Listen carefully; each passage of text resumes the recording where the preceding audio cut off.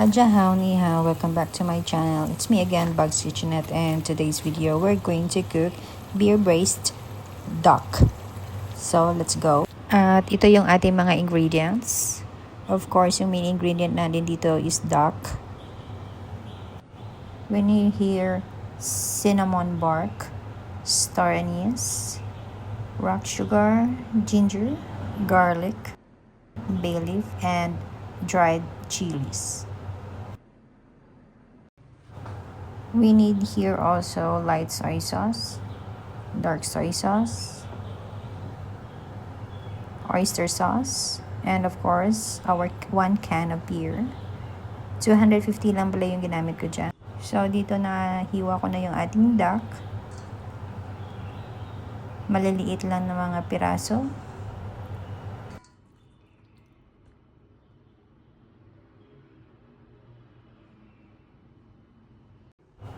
We're going to add 2 tablespoons of flour and salt. After that, we're going to give a gentle massage ng ating duck hanggang ma-well combined. And then, lagyan natin ng tubig at hugasang mabuti hanggang maging clear yung ating water. So, 3 beses ko yan hinugasan. And now, let's going to start. First, in a wok, add 1 tablespoon of oil. Nilagay ko yung ating slices of ginger.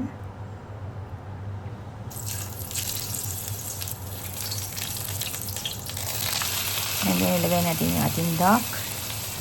Haluin lang natin until color changes. And then, naglagay ako dito ng 2 tablespoons of cooking wine. Any cooking wine will do. And then, ayan, na golden brown na yung ating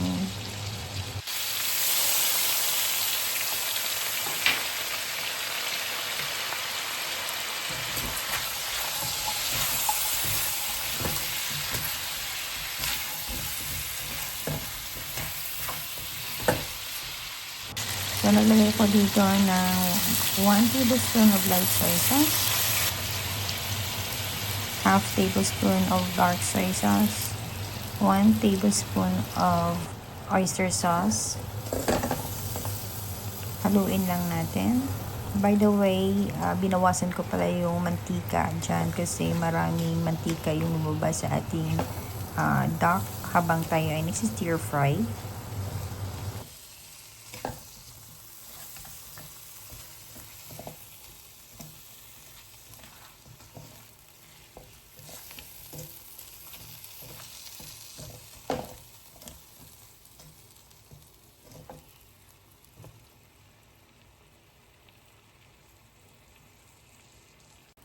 Then, nilagay ko na yung ating spices.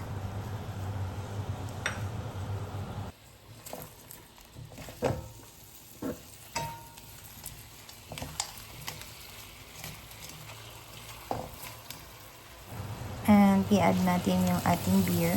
250 ml lang yung aking ginamit dito. Dahil kalahati lang yun yung duck ang niluto ko.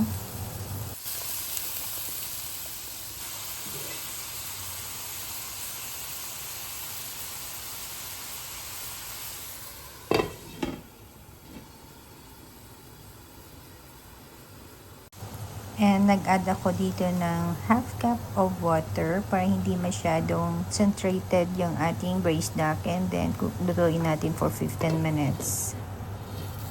After 15 minutes, uncover the lid. And then, hinaan natin yung ating apoy. Nilutuin natin ng 5 minuto hanggang maubos yung ating sauce. And it's ready to serve. Thank you for watching, guys. I hope you like our recipe for the day. Please don't forget to like, share, and subscribe. God bless everyone. See you on my next vlog. Bye.